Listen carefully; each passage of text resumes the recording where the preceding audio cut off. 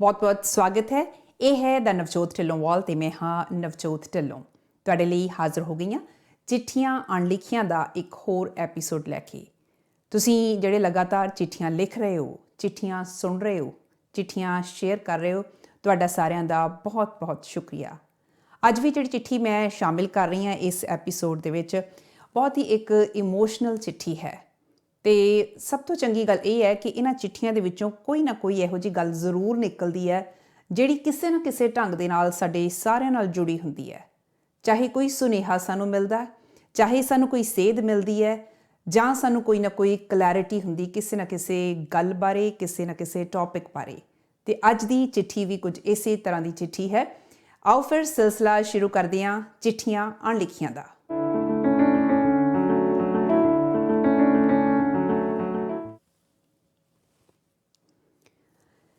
ਇਹ ਚਿੱਠੀ ਜਿਹੜੀ ਮੇਰੇ ਕੋਲ ਆਈ ਹੈ ਇਹਦਾ ਲਿਖਣ ਵਾਲੇ ਜਿਹੜੇ ਨੇ ਉਹ ਸਰੀ ਤੋਂ ਲੋਕਲ ਲਿਖਣ ਵਾਲੇ ਨੇ। ਮੈਂ ਇਹਨਾਂ ਬਾਰੇ ਖਾਸ ਤੌਰ 'ਤੇ ਜ਼ਿਕਰ ਇਹ ਕਰਨਾ ਚਾਹੁੰਦੀ ਹਾਂ ਕਿ ਇਹਨਾਂ ਨੇ ਇਹ ਕਲੀਅਰ ਕੀਤਾ, ਕਹਿੰਦੇ ਕਿ ਮੇਰਾ ਅਸਲੀ ਨਾਂ ਕੋਈ ਹੋਰ ਹੈ ਪਰ ਮੈਂ ਆਪਣੇ ਲਈ ਜਿਹੜਾ ਆਪਣਾ ਨਾਮ ਚੁਣਿਆ ਹੈ ਤੁਸੀਂ ਉਹੀ ਨਾਮ ਪੜ੍ਹਨਾ। ਬਹੁਤ ਇਹਨਾਂ ਨੇ ਰਿਕੁਐਸਟ ਕੀਤੀ ਇਸ ਚੀਜ਼ ਦੀ ਅਤੇ ਮੈਂ ਇਹਨਾਂ ਨੇ ਜਿਹੜਾ ਆਪਣਾ ਨਾਂ ਚੁਣਿਆ ਹੈ ਉਹੀ ਨਾਂ ਅੱਜ ਇਸ ਚਿੱਠੀ ਦੇ ਵਿੱਚ ਸ਼ਾਮਿਲ ਕਰ ਰਹੀ ਹਾਂ। ਫਿਰ ਕਲੀਅਰ ਕਰਦੇ ਹਾਂ ਕਿ ਇਹ ਇਹਨਾਂ ਦਾ ਆਪਣਾ ਅਸਲੀ ਨਾਂ ਨਹੀਂ ਹੈ। ਜੇ ਕਿਸੇ ਦੇ ਨਾਂ ਦੇ ਨਾਲ ਇਹ ਨਾਂ ਮੇਲ ਖਾਂਦਾ ਹੋਵੇ ਉਹ ਮਹਿਜ਼ ਇੱਕ ਇਤਫਾਕ ਹੀ ਹੋਏਗਾ। ਚਿੱਠੀ ਲਿਖਣ ਵਾਲਿਆਂ ਨੇ ਥੋੜ੍ਹਾ ਜਿਹਾ ਸ਼ੁਰੂ ਦੇ ਵਿੱਚ ਮੈਂਸ਼ਨ ਕੀਤਾ ਇਸ ਚੀਜ਼ ਨੂੰ, ਕਹਿੰਦੇ ਕਿ ਵੀ ਮੇਰੀ ਮਾਂ ਡਿਮੈਂਸ਼ੀਆ ਦੀ ਮਰੀਜ਼ ਹੈ। ਅਤੇ ਡਿਮੈਂਸ਼ੀਆ ਸ਼ਾਇਦ ਤੁਸੀਂ ਵਾਕਫ ਹੋਵੋਗੇ, ਇਹ ਇੱਕ ਇਹੋ ਜਿਹੀ ਬਿਮਾਰੀ ਹੈ ਜਿਸ ਤਰ੍ਹਾਂ ਅਲਜ਼ਾਈਮਰਸ ਵੀ ਹੈ। ਇਹੋ ਜਿਹੀ ਬਿਮਾਰੀ ਹੈ ਜਿਸ ਨਾਲ ਤੁਹਾਡੀ ਯਾਦਾਸ਼ਤ 'ਤੇ ਅਸਰ ਪੈਂਦਾ, ਤੁਹਾਡੀ ਰੀਜ਼ਨਿੰਗ 'ਤੇ ਅਸਰ ਪੈਂਦਾ, ਤੁਹਾਡੀ ਮੈਂਟਲ ਐਬਿਲਿਟੀ ਘੱਟ ਜਾਂਦੀ ਹੈ। ਬਹੁਤ ਵਾਰ ਇਹ ਦੇਖਿਆ ਜਾਂਦਾ ਕਿ ਡਿਮੈਂਸ਼ੀਆ ਦੇ ਜਿਹੜੇ ਮਰੀਜ਼ ਨੇ ਉਹ ਆਪਣੇ ਬਹੁਤ ਨੇੜੇ ਦੇ ਰਿਸ਼ਤੇਦਾਰਾਂ ਨੂੰ ਵੀ ਪਛਾਣਨਾ ਬੰਦ ਕਰ ਦਿੰਦੇ ਆ। ਬਹੁਤੀ ਵਾਰੀ ਇਹ ਚੀਜ਼ ਦੇਖਣ 'ਚ ਆਉਂਦੀ ਹੈ, ਪਰ ਇਹਦੀ ਕਈ ਵਾਰ ਪਛਾਣ ਕਰਨੀ ਵੀ ਔਖੀ ਹੋ ਜਾਂਦੀ ਹੈ। ਖੈਰ ਇਹਨਾਂ ਨੇ ਇਹ ਗੱਲ ਲਿਖੀ ਹੈ, ਕਹਿੰਦੇ ਕਿ ਮੇਰੀ ਮਾਂ ਡਿਮੈਂਸ਼ੀਆ ਦੀ ਮਰੀਜ਼ ਹੈ। ਮੈਂ ਇਹ ਤਕਲੀਫ ਝੱਲਦੀ ਉਹਨੂੰ ਆਪਣੇ ਅੱਖੀਂ ਦੇਖ ਰਿਹਾ ਹਾਂ ਅਤੇ ਇਹ ਚਿੱਠੀ ਮੈਂ ਆਪਣੀ ਮਾਂ ਦੇ ਲਈ ਲਿਖੀ ਹੈ। ਅਤੇ ਬਦਕਿਸਮਤੀ ਦੀ ਕਹਿੰਦੇ ਗੱਲ ਇਹ ਹੈ ਕਿ ਅੱਜ ਮੇਰੀ ਮਾਂ ਜੇ ਇਹ ਚਿੱਠੀ ਪੜ੍ਹ ਵੀ ਲਵੇ ਤਾਂ ਉਹ ਸਮਝ ਨਹੀਂ ਸਕਦੀ। ਚਿੱਠੀ ਲਿਖ ਰਹੇ ਨੇ ਇਹ, ਕਹਿੰਦੇ ਪਿਆਰੀ ਮਾਂ, ਤੂੰ ਮੈਨੂੰ ਇੰਨੇ ਲਾਡਾਂ ਚਾਵਾਂ ਨਾਲ ਪਾਲਿਆ ਪੜ੍ਹਾਇਆ, ਹਰ ਖਾਹਿਸ਼ ਪੂਰੀ ਕੀਤੀ ਅਤੇ ਹਰ ਵਾਹ ਲਾਈ ਕਿ ਮੈਂ ਹਰ ਤਰ੍ਹਾਂ ਖੁਸ਼ ਰਹਾਂ। ਮਾਂ ਮੇਰਾ ਵਿਆਹ ਕੀਤਾ, ਪੋਤੇ ਪੋਤੀਆਂ ਦੇ ਵੀ ਤੂੰ ਹੱਥੀਂ ਛਾਵਾਂ ਕੀਤੀਆਂ। ਮਾਂ ਤੂੰ ਬਹੁਤ ਕੁਰਬਾਨੀਆਂ ਕੀਤੀਆਂ ਸਾਡੇ ਲਈ, ਇਹ ਗੱਲਾਂ ਤਾਂ ਮੇਰੀ ਸੁਰਤ ਸੰਭਾਲਣ ਤੋਂ ਬਾਅਦ ਦੀਆਂ ਕਰ ਰਿਹਾ ਹਾਂ। ਮੇਰੇ ਜਨਮ ਦੀ ਪੀੜ ਜਾਂ ਫਿਰ ਉਸ ਤੋਂ ਬਾਅਦ ਮੇਰੇ ਛੋਟੇ ਹੁੰਦਿਆਂ ਮੇਰੇ ਵੱਲੋਂ ਤੈਨੂੰ ਕਿੰਨਾ ਕੁ ਤੰਗ ਕੀਤਾ ਗਿਆ ਉਸ ਬਾਰੇ ਮੈਨੂੰ ਕੁਝ ਯਾਦ ਨਹੀਂ ਹੈ। ਮਾਂ ਜਵਾਨੀ ਵੇਲੇ ਵੀ ਮੈਂ ਤੈਨੂੰ ਬਹੁਤ ਤੰਗ ਕੀਤਾ ਹੋਣਾ। ਕਈ ਵਾਰੀ ਨਾ ਚਾਹ ਕੇ ਵੀ ਮੈਂ ਤੇਰੀਆਂ ਦਿੱਤੀਆਂ ਹਦਾਇਤਾਂ ਨੂੰ ਅੱਖੋਂ ਓਹਲੇ ਕਰ ਦਿੰਦਾ ਸੀ, ਮਨ ਮਰਜ਼ੀਆਂ ਕਰਕੇ ਕਈ ਵਾਰੀ ਬੁਰੀ ਤਰ੍ਹਾਂ ਫਸਿਆ ਵੀ। ਪਰ ਮਾਂ ਤੇਰੇ ਪਿਆਰ, ਤੇਰੀਆਂ ਅਸੀਸਾਂ, ਤੇਰੀ ਤੜਫ ਮੈਨੂੰ ਹਰ ਮੁਸ਼ਕਿਲ ਵਿੱਚੋਂ ਕੱਢ ਲੈਂਦੀ ਸੀ। ਅੱਗੋਂ ਲਿਖ ਰਹੇ ਨੇ, ਕਹਿੰਦੇ ਹੁਣ ਵੀ ਭਾਵੇਂ ਮੈਂ 50 ਸਾਲ ਟੱਪ ਚੁੱਕਿਆ ਹਾਂ, ਕਦੀ ਕੋਈ ਪੀੜ, ਮਾਮੂਲੀ ਜਿਹੀ ਪੀੜ ਵੀ ਹੁੰਦੀ ਹੈ ਤਾਂ ਮਾਂ ਤੇਰਾ ਨਾਮ ਹੀ ਮੂੰਹੋਂ ਨਿਕਲਦਾ ਹੈ। ਪਰ ਮਾਂ ਤੈਨੂੰ ਆਵਾਜ਼ ਦੇਣ ਮਗਰੋਂ ਹੀ ਮਹਿਸੂਸ ਕਰਦਾ ਹਾਂ ਕਿ ਹੁਣ ਮਾਂ ਮੈਨੂੰ ਸੁਣ ਕੇ ਵੀ ਨਹੀਂ ਸੁਣ ਰਹੀ, ਹੁੰਗਾਰਾ ਨਹੀਂ ਭਰਦੀ। ਮੈਂ ਆਪਣੇ ਸੁਣਨ ਵਾਲਿਆਂ ਨੂੰ ਦੱਸਦੀ ਹਾਂ ਕਿ ਇਹਨਾਂ ਨੇ ਆਪਣਾ ਨਾਮ ਅਸੀਸ ਸਿੰਘ ਰੱਖਿਆ ਹੈ ਜਾਂ ਲਿਖਿਆ ਹੈ ਇਸ ਚਿੱਠੀ ਦੇ ਲਈ। ਅਸੀਸ ਸਿੰਘ ਅੱਗੋਂ ਲਿਖ ਰਹੇ ਨੇ, ਕਹਿੰਦੇ ਮਾਂ ਤੇਰੀ ਇਹ ਹਾਲਤ ਦੇਖ ਕੇ ਦਿਲ ਰੋਂਦਾ ਹੈ।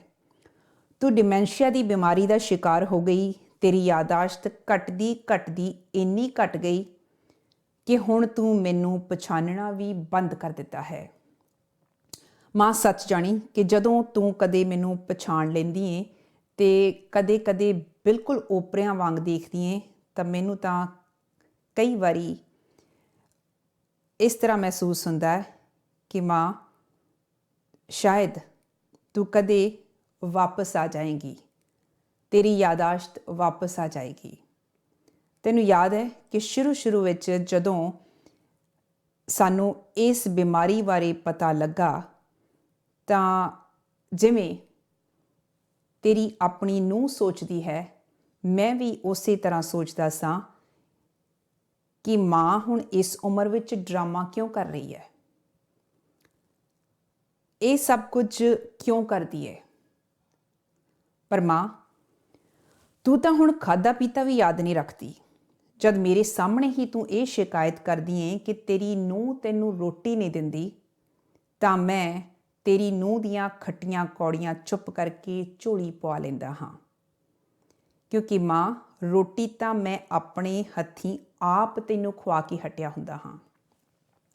ਮੇਰੀ ਮਾਏ, ਮੈਂ ਤੇਰੀ ਇਹ ਹਾਲਤ ਕਿਵੇਂ ਸਮਝ ਸਕਦਾ ਹਾਂ ਕਿ ਤੂੰ ਕਿਸ ਹਾਲਤ ਵਿੱਚੋਂ ਗੁਜ਼ਰ ਰਹੀ ਹੈ।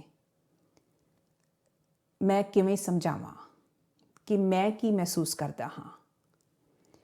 ਮਾਂ, ਮੈਨੂੰ ਸਮਝ ਨਹੀਂ ਆਉਂਦੀ ਕਿ ਮੈਂ ਆਪਣੀਆਂ ਭਾਵਨਾਵਾਂ ਤੇਰੇ ਨਾਲ ਕਿਵੇਂ ਸਾਂਝੀਆਂ ਕਰਾਂ। ਜਦ ਦਾ ਡਿਮੈਂਸ਼ੀਆ ਹੋਇਆ ਹੈ, ਬਹੁਤ ਕੁਝ ਬਦਲ ਗਿਆ ਹੈ। ਮੈਨੂੰ ਪਤਾ ਹੈ ਕਿ ਮੈਂ ਤੇਰੇ ਨਾਲ ਕੋਲ ਬਹਿ ਕੇ ਗੱਲਾਂ ਕਰ ਵੀ ਲਵਾਂ ਤਾਂ ਤੂੰ ਸਮਝ ਨਹੀਂ ਸਕਣਾ। ਅਸੀਸ ਸਿੰਘ ਅੱਗੋਂ ਲਿਖ ਰਹੇ ਨੇ ਆਪਣੀ ਮਾਂ ਦੇ ਨਾਂ ਲਿਖੇ ਇਸ ਅਣਲਿਖੇ ਖੱਤ ਵਿੱਚ। ਕਹਿੰਦੇ, ਯਾਦ ਹੈ ਜਦੋਂ ਤੂੰ ਡਿਮੈਂਸ਼ੀਆ ਦੇ ਲੱਛਣ ਸ਼ੁਰੂ 'ਚ ਬਿਆਨ ਕਰਨੇ ਸ਼ੁਰੂ ਕੀਤੇ ਸੀ ਤਾਂ ਮੈਂ ਵੀ ਬਾਕੀਆਂ ਵਾਂਗ ਇਹ ਮੰਨ ਕੇ ਬੈਠ ਗਿਆ ਸੀ ਕਿ ਬੀਬੀ ਅੱਜ ਕੱਲ੍ਹ ਕੁਝ ਜ਼ਿਆਦਾ ਹੀ ਪਖੰਡ ਕਰਦੀ ਹੈ। ਇਸ ਗੱਲ ਦਾ ਇਹਨਾਂ ਨੇ ਪਹਿਲਾਂ ਵੀ ਜ਼ਿਕਰ ਕੀਤਾ। ਅੱਗੋਂ ਲਿਖ ਰਹੇ ਨੇ, ਕਹਿੰਦੇ, ਮੈਂ ਕਈ ਵਾਰ ਤੇਰੇ ਤੇ ਖਿਝਿਆ ਵੀ। ਮਾਂ, ਤੇਰੀ ਬਿਮਾਰੀ ਬਹੁਤ ਵੱਧ ਗਈ ਹੈ। ਮੈਨੂੰ ਤੇਰੀ ਨੂੰਹ ਤੇ ਬੱਚੇ ਇਹੀ ਜ਼ੋਰ ਪਾਉਂਦੇ ਰਹਿੰਦੇ ਆ ਕਿ ਮਾਂ ਨੂੰ ਕੇਅਰ ਹੋਮ ਭੇਜ ਦੇ। ਘਰ ਵੀ ਤਾਂ ਮਾਤਾ ਨੂੰ ਸਾਂਭਣ ਲਈ ਹਰ ਵੇਲੇ ਇੱਕ ਫੈਮਿਲੀ ਮੈਂਬਰ ਚਾਹੀਦਾ ਹੁੰਦਾ ਹੈ। ਵੇਲ ਕਿਹਦੇ ਕੋਲ ਹੈ। ਮਾਂ, ਤੇਰੇ ਵੱਡੇ ਪੁੱਤਾਂ ਨੇ ਪਹਿਲਾਂ ਹੀ ਕਹਿ ਦਿੱਤਾ ਸੀ ਕਿ ਮਾਂ ਤੇਰੇ ਨਾਲ ਰਹਿੰਦੀ ਰਹੀ ਹੈ, ਤੇਰੇ ਧੀਆਂ ਪੁੱਤ ਪਾਲਦੀ ਰਹੀ ਹੈ। ਤੂੰ ਹੀ ਸਾਂਭ ਹੁਣ ਉਹਦਾ ਬੁਢਾਪਾ ਤੇ ਉਹਦੀ ਬਿਮਾਰੀ ਵੀ। ਮਾਂ, ਸੱਚ ਜਾਣੀ ਮੈਨੂੰ ਭੋਰਾ ਵੀ ਗਿਲਾ ਨਹੀਂ ਹੈ ਉਹਨਾਂ ਭਰਾਵਾਂ ਤੇ। ਮੈਂ ਤਾਂ ਆਪ ਹਰ ਵੇਲੇ ਤੇਰੇ ਨਾਲ ਰਹਿਣਾ ਚਾਹੁੰਦਾ ਹਾਂ, ਤੇਰੀ ਸੇਵਾ ਕਰਨੀ ਚਾਹੁੰਦਾ ਹਾਂ। ਪਰ ਮਾਂ, ਜਦ ਤੂੰ ਮੈਨੂੰ ਪਛਾਣਦੀ ਨਹੀਂ, ਮੇਰਾ ਕੰਧਾਂ 'ਚ ਸਿਰ ਮਾਰਨ ਨੂੰ ਦਿਲ ਕਰਦਾ ਹੈ। ਤੇ ਮੈਂ ਹੈਰਾਨ ਹੋ ਜਾਂਦਾ ਹਾਂ ਜਦ ਤੂੰ ਮੇਰੇ ਬਚਪਨ 'ਚ ਪੁੱਜ ਕੇ ਮੈਨੂੰ ਪਿਆਰ ਨਾਲ ਮੇਰੇ ਛੋਟੇ ਨਾਂ ਨਾਲ ਆਵਾਜ਼ਾਂ ਮਾਰਨ ਲੱਗਦੀ ਹੈ। ਮੈਂ ਤਾਂ ਉਸ ਵੇਲੇ ਤੇਰੇ ਮੁੱਢ ਬੈਠਾ ਹੁੰਨਾ ਤੇ ਤੂੰ ਸੀਸੇ ਵੇ ਸੀਸੇ ਆ ਜਾ, ਤੇਰੇ ਲਈ ਚੂਰੀ ਕੁੱਟੀ ਹੈ, ਇਹ ਕਹਿੰਦੀ ਰਹਿੰਦੀ ਹੈ। ਮੇਰਾ ਫੁੱਟ ਕੇ ਰੋਣ ਨੂੰ ਦਿਲ ਕਰਦਾ ਉਸ ਵੇਲੇ। ਮਾਂ, ਇਹ ਬਹੁਤ ਔਖੀ ਹਾਲਤ ਹੈ। ਕਦੇ ਤੈਨੂੰ ਸਾਡੇ ਧੀਆਂ ਪੁੱਤਾਂ ਦਾ ਚੇਤਾ ਹੁੰਦਾ ਤੇ ਕਦੇ ਤੈਨੂੰ ਮੇਰਾ ਕੋਲ ਬੈਠੇ ਦਾ ਵੀ ਅਹਿਸਾਸ ਨਹੀਂ ਹੁੰਦਾ।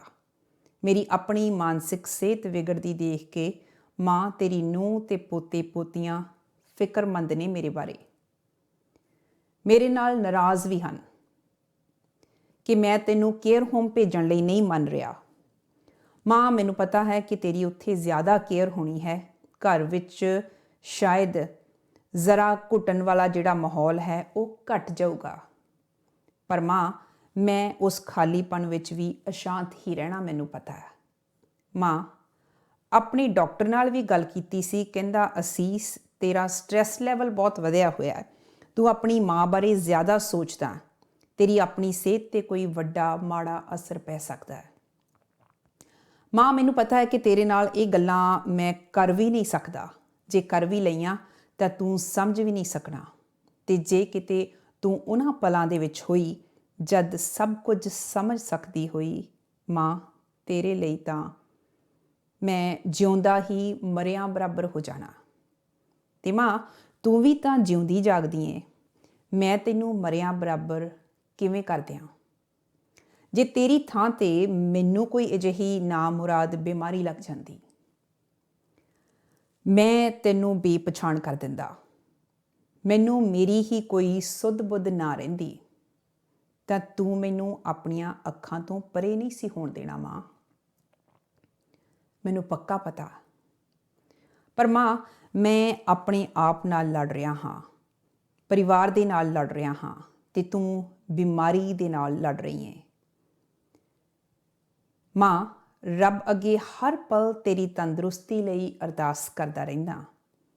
ਮੈਨੂੰ ਪਤਾ ਹੈ ਕਿ ਮੇਰੀਆਂ ਦੁਆਵਾਂ ਦਵਾ ਨਹੀਂ ਬਣ ਸਕਣੀਆਂ, ਪਰ ਮਾਂ, ਜ਼ਿੰਦਗੀ ਦੇ ਇਹਨਾਂ ਦਿਨਾਂ ਨੇ ਮੈਨੂੰ ਇਹ ਸਿਖਾ ਦਿੱਤਾ ਹੈ ਕਿ ਮਾਂ ਰੱਬ ਦਾ ਰੂਪ ਹੀ ਹੁੰਦੀ ਹੈ।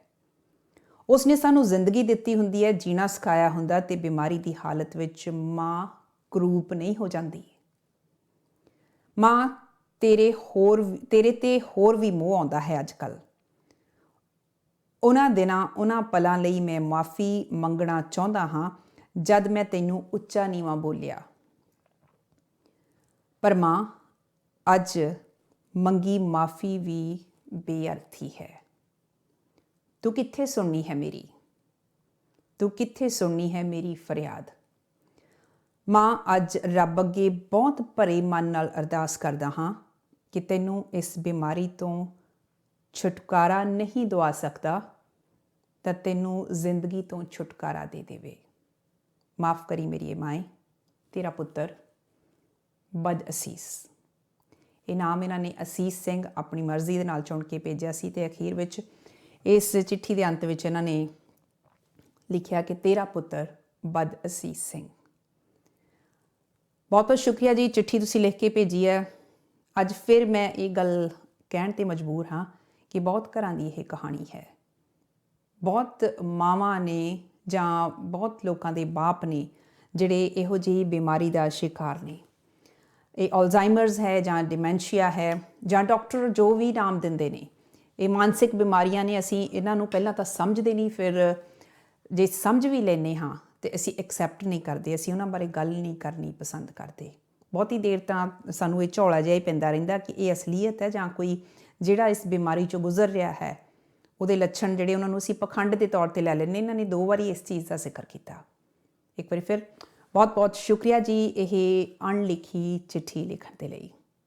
ਜਦੋਂ ਮੈਂ ਇਹਨਾਂ ਦੀ ਇਹ ਚਿੱਠੀ ਪੜ੍ਹ ਰਹੀ ਸੀ, ਸੁਰਜੀਤ ਪਾਤਰ ਹੁਣਾਂ ਦੀ ਇੱਕ ਕਵਿਤਾ ਹੈ ਜਿਹਦੇ ਵਿੱਚ ਉਹਨਾਂ ਨੇ ਆਪਣੀ ਮਾਂ ਦਾ ਜ਼ਿਕਰ ਕੀਤਾ ਹੈ, ਉਹ ਮੈਂ ਤੁਹਾਡੇ ਨਾਲ ਜ਼ਰੂਰ ਸਾਂਝੀ ਕਰਨਾ ਚਾਹੁੰਦੀ ਹਾਂ। ਉਸ ਕਵਿਤਾ ਦਾ ਟਾਈਟਲ ਹੈ ਮੇਰੀ ਕਵਿਤਾ। ਸੁਰਜੀਤ ਪਾਤਰ ਕੀ ਲਿਖ ਰਹੇ ਨੇ? ਕਹਿੰਦੇ, ਮੇਰੀ ਮਾਂ ਨੂੰ ਮੇਰੀ ਕਵਿਤਾ ਸਮਝ ਨਾ ਆਈ, ਭਾਵੇਂ ਮੇਰੀ ਮਾਂ ਬੋਲੀ ਵਿੱਚ ਲਿਖੀ ਸੀ। ਮੇਰੀ ਮਾਂ ਨੂੰ ਮੇਰੀ ਕਵਿਤਾ ਸਮਝ ਨਾ ਆਈ, ਭਾਵੇਂ ਮੇਰੀ ਮਾਂ ਬੋਲੀ ਵਿੱਚ ਲਿਖੀ ਹੋਈ ਸੀ। ਉਹ ਤਾਂ ਕੇਵਲ ਇੰਨਾ ਸਮਝੀ, ਪੁੱਤ ਦੀ ਰੂਹ ਨੂੰ ਦੁੱਖ ਹੈ ਕੋਈ, ਪਰ ਇਸ ਦਾ ਦੁੱਖ ਮੇਰੇ ਹੁੰਦਿਆਂ ਆਇਆ ਕਿੱਥੋਂ। ਨੀਜ ਲਗਾ ਕੇ ਦੇਖੀ ਮੇਰੀ ਅਨਪੜ੍ਹ ਮਾਂ ਨੇ ਮੇਰੀ ਕਵਿਤਾ। ਦੇਖੋ ਲੋਕੋ ਕੁੱਖੋਂ ਜਾਏ ਮਾਂ ਨੂੰ ਛੱਡ ਕੇ ਦੁੱਖ ਕਾਗਜ਼ਾਂ ਨੂੰ ਦੱਸਦੇ ਨੇ। ਬਹੁਤ ਖੂਬਸੂਰਤ ਇਹਨਾਂ ਨੇ ਲਾਈਨਾਂ ਲਿਖੀਆਂ। ਕਹਿੰਦੇ, ਨੀਜ ਲਗਾ ਕੇ ਦੇਖੀ ਮੇਰੀ ਅਨਪੜ੍ਹ ਮਾਂ ਨੇ ਮੇਰੀ ਕਵਿਤਾ। ਦੇਖੋ ਲੋਕੋ ਕੁੱਖੋਂ ਜਾਏ ਮਾਂ ਨੂੰ ਛੱਡ ਕੇ ਦੁੱਖ ਕਾਗਜ਼ਾਂ ਨੂੰ ਦੱਸਦੇ ਨੇ। ਮੇਰੀ ਮਾਂ ਨੇ ਕਾਗਜ਼ ਚੁੱਕ ਸੀਨੇ ਨੂੰ ਲਾਇਆ, ਖਬਰੇ ਇੱਦਾਂ ਹੀ ਕੁਝ ਮੇਰੇ ਨੇੜੇ ਹੋਵੇ ਮੇਰਾ ਜਾਇਆ। ਇਹ ਤਾਂ ਸੁਰਜੀਤ ਪਾਤਰ ਉਹਨਾਂ ਨੇ ਇੱਕ ਕਵਿਤਾ ਦੀ ਗੱਲ ਕੀਤੀ ਹੈ ਕਿ ਉਹਨਾਂ ਨੇ ਕੋਈ ਕਵਿਤਾ ਲਿਖੀ ਅਤੇ ਉਸ ਤੋਂ ਬਾਅਦ ਚਾਹੇ ਮਾਂ ਅਨਪੜ੍ਹ ਸੀ, ਪਰ ਮਾਂ ਸੱਚੀ ਮੁੱਚੀ ਯਕੀਨਨ ਤੌਰ ਦੇ ਉੱਤੇ ਤੁਹਾਡਾ ਹਰ ਦੁੱਖ, ਹਰ ਤਕਲੀਫ ਸਮਝਦੀ ਹੈ। ਪਰ ਜਦੋਂ ਸਿਚੁਏਸ਼ਨ ਜਿਹੜੀ ਹੈ ਉਹ ਇਸ ਤਰ੍ਹਾਂ ਦੀ ਬਣ ਜਾਂਦੀ ਹੈ ਕਿ ਬੱਚਿਆਂ ਨੂੰ ਮਾਂ ਦਾ ਦੁੱਖ ਸਮਝਣਾ ਪੈਂਦਾ, ਮਹਿਸੂਸ ਕਰਨਾ ਪੈਂਦਾ। ਕਈ ਵਾਰ ਆਪਣੇ ਆਪ 'ਤੇ ਆਪਾਂ ਸਵਾਲ ਕਰਨੇ ਸ਼ੁਰੂ ਕਰ ਦਿੰਦੇ ਹਾਂ ਕਿ ਕੀ ਅਸੀਂ ਉਸ ਲੈਵਲ ਤੱਕ ਜਾ ਸਕਦੇ ਹਾਂ ਜਿਸ ਲੈਵਲ ਤੱਕ ਸਾਡੀ ਮਾਂ ਗਈ ਹੈ। ਸ਼ਾਇਦ ਇਹ ਸਵਾਲ ਹੀ ਰਹਿੰਦਾ ਹੈ। ਇੱਕ ਵਾਰੀ ਫਿਰ ਇਹਨਾਂ ਦਾ ਚਿੱਠੀ ਅਣਲਿਖੀ ਲਈ ਬਹੁਤ ਬਹੁਤ ਸ਼ੁਕਰੀਆ ਅਸੀਸ ਸਿੰਘ ਉਹਨਾਂ ਦਾ। ਤੁਸੀਂ ਕੋਈ ਚਿੱਠੀ ਅਣਲਿਖੀ ਕਿਸੇ ਦੇ ਨਾਮ ਵੀ ਲਿਖਣੀ ਚਾਹੁੰਦੇ ਹੋ, ਜ਼ਰੂਰ ਮੈਨੂੰ ਈਮੇਲ ਕਰ ਸਕਦੇ ਹੋ navjotdillonwal@gmail.com ਜਾਂ ਫਿਰ WhatsApp ਕਰ ਸਕਦੇ ਹੋ 17787129,000। ਜੇ ਹਾਲੇ ਤੱਕ ਇਸ ਚੈਨਲ ਨੂੰ ਸਬਸਕ੍ਰਾਈਬ ਨਹੀਂ ਕੀਤਾ, ਪਲੀਜ਼ ਜ਼ਰੂਰ ਸਬਸਕ੍ਰਾਈਬ ਕਰੋ। ਅੱਗੋਂ ਜਿਹੜੀਆਂ ਵੀ ਤੁਹਾਡੇ ਕੋਲ ਚਿੱਠੀਆਂ ਪਈਆਂ ਹੋਣਗੀਆਂ, ਜੇ ਤੁਸੀਂ ਉਹ ਚਿੱਠੀਆਂ ਨਹੀਂ ਸੁਣੀਆਂ, ਉਹਨਾਂ ਚਿੱਠੀਆਂ ਨੂੰ ਵੀ, ਪੁਰਾਣੀਆਂ ਚਿੱਠੀਆਂ ਨੂੰ ਵੀ ਜ਼ਰੂਰ ਸੁਣ ਕੇ ਦੇਖਣਾ, ਆਪਣੀ ਰਾਏ ਦੇਣਾ, ਆਪਣੀ ਫੀਡਬੈਕ ਦੇਣਾ, ਅਤੇ ਇਹਨਾਂ ਚਿੱਠੀਆਂ ਨੂੰ ਸ਼ੇਅਰ ਜ਼ਰੂਰ ਕਰਿਆ ਕਰੋ। ਕਈ ਵਾਰੀ ਇਹ ਹੁੰਦਾ ਕਿ ਜਦੋਂ ਤੁਸੀਂ ਸੁਣਦੇ ਹੋ ਤੁਹਾਡਾ ਆਪਣਾ ਮਨ ਵੀ ਹਲਕਾ ਹੋ ਜਾਂਦਾ। ਅਤੇ ਹੁਣ ਚਿੱਠੀਆਂ ਅਣਲਿਖੀਆਂ ਦਾ ਇਹ ਐਪੀਸੋਡ ਇੱਥੇ ਖਤਮ ਕਰਨ ਦੀ ਮੈਨੂੰ ਦਿਓ ਇਜਾਜ਼ਤ। ਤੁਹਾਡੇ ਨਾਲ ਫਿਰ ਮੁਲਾਕਾਤ ਹੋਏਗੀ। ਧੰਨਵਾਦ।